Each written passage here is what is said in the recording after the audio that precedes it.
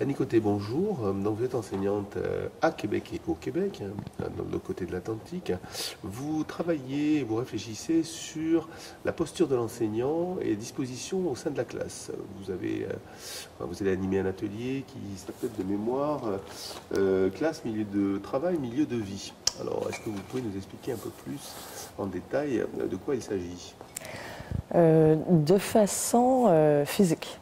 Ma classe possède des tables hexagonales, des chaises sur roulettes et des ordinateurs tout autour. Mes élèves peuvent venir en classe avec leurs propres outils numériques, c'est-à-dire téléphone, tablette et ordinateur personnel.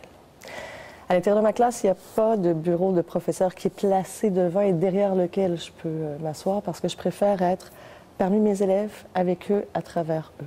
Ce qui rend le fait de donner des cours magistraux particulièrement difficile parce que les jeunes ne sont pas nécessairement... Il y a des jeunes qui sont dos à ce qu'on peut appeler l'avant de la classe, où il y a des temps où je dois prendre la parole, mais ça peut se faire d'un peu partout dans la classe. C'est vraiment dans un désir d'être plus avec les jeunes, de les accompagner et de changer, de ne pas être dans une posture de maître qui détient le savoir et qui va tout conduire, mais qui va plutôt guider les jeunes à travers ce qu'ils font, à travers leurs découvertes, pour leur permettre d'aller plus loin.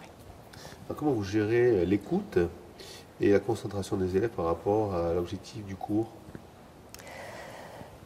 Écoutez, si j'essaie d'avoir leur attention pendant de nombreuses minutes, c'est peut-être pas l'idéal. Alors, j'essaie de voir différemment, en intéressant les jeunes, en les mettant en action, en leur proposant des façons de faire, des exercices ou des travaux qui sont différents de ce qui est normalement proposé, où ma place est limitée pour...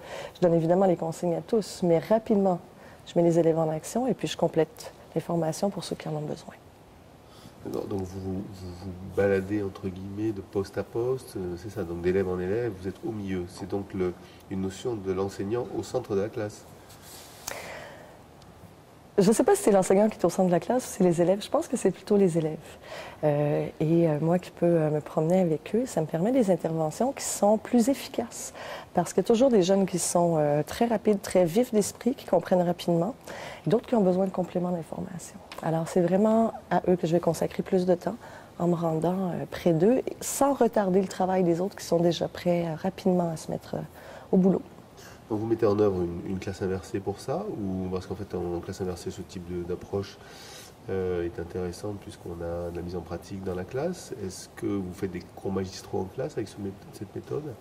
Très rarement. On connaît l'efficacité absolument mitigée des cours magistraux. Alors, j'aime bien en donner, mais j'évite de le faire parce qu'ils ne sont pas particulièrement efficaces. Je n'ai pas créé à ce jour encore de capsule de classe inversée, même si je pense en faire. Je travaille plutôt avec mes élèves dans un système d'autogestion, où ils savent ce qu'ils ont.